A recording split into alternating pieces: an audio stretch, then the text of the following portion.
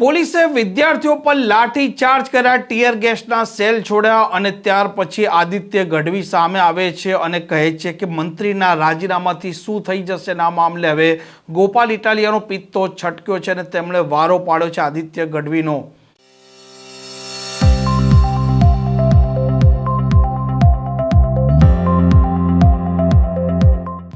નમસ્કાર, આપ જોઈ રહ્યા છો હોટલાઇન ન્યૂઝ અને હું છું આપની સાથે તોફિક ગાંચી. સમગ્ર દેશમાં જે પ્રકારે દિલ્હીના જંતર મંતર પર આ વિદ્યાર્થીઓ નીટના પેપરને લઈને સતત આંદોલન કરી રહ્યા છે અને આ મામલે પોલીસના સાથે તેમનું ઘર્ષણ થાય છે. પોલીસ તેમના પર લાઠીચાર્જ કરે છે, ટીયર ગેસના સેલ છોડે છે અને ત્યાર પછી આ મામલો છે તે વકરે છે અને ગુજરાતમાં પણ તેના પડઘા પડે છે. અલગ અલગ શહેરમાં પણ તેનો વિરોધ થાય છે અને મંત્રી ધર્મેન્દ્ર પ્રધાન છે તેમનું રાજીનામું માંગવામાં તે આગળ વધી રહ્યા હતા અને ત્યાર પછી આદિત્ય ગઢવી સામે આવે છે અને તે કહે છે કે એક મંત્રીના રાજીનામાથી શું થઈ જવાનું છે અને ત્યાર પછી હવે ગોપાલ ઇટાલિયા સામે આવ્યા છે અને તેમણે આદિત્ય ગઢવીનો વારો પાડ્યો છે.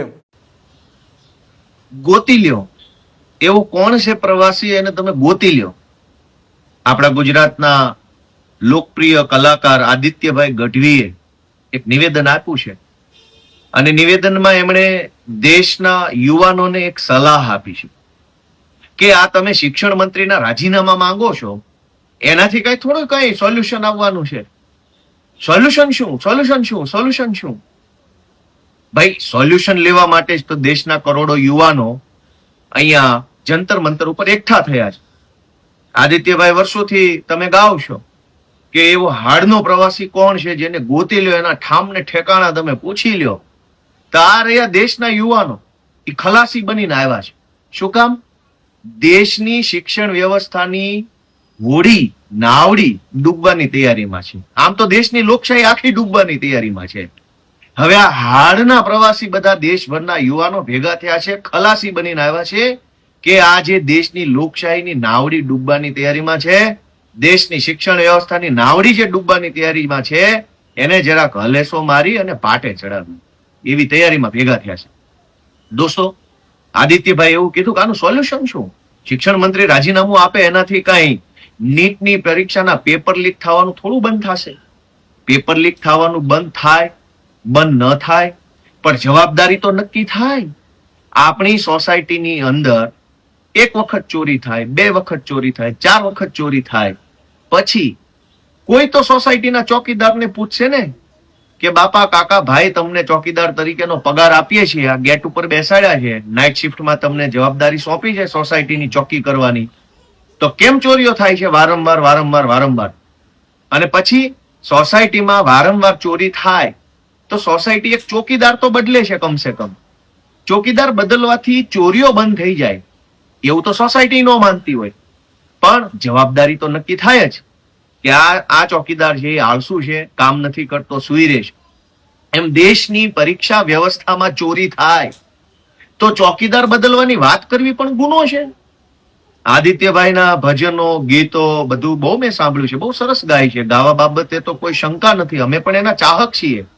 પણ દેશના કરોડો યુવાનો જયારે ખલાસી બનીને આવ્યા હોય ને, અને તમે તો ગાતા હતા કે કાંઠેથી જાતું જા દરિયે, દરિયેથી જાતું જા તળિયે, તો આ દેશના યુવાનો કાંઠેથી દરિયે એટલે કે જંતર મંતર આવ્યા છે ને, જંતર મંતરના દરિયેથી તળિયે જઈ અને તળિયામાંથી આખી વ્યવસ્થા સુધારવાનો પ્રયત્ન કરી રહ્યા છે.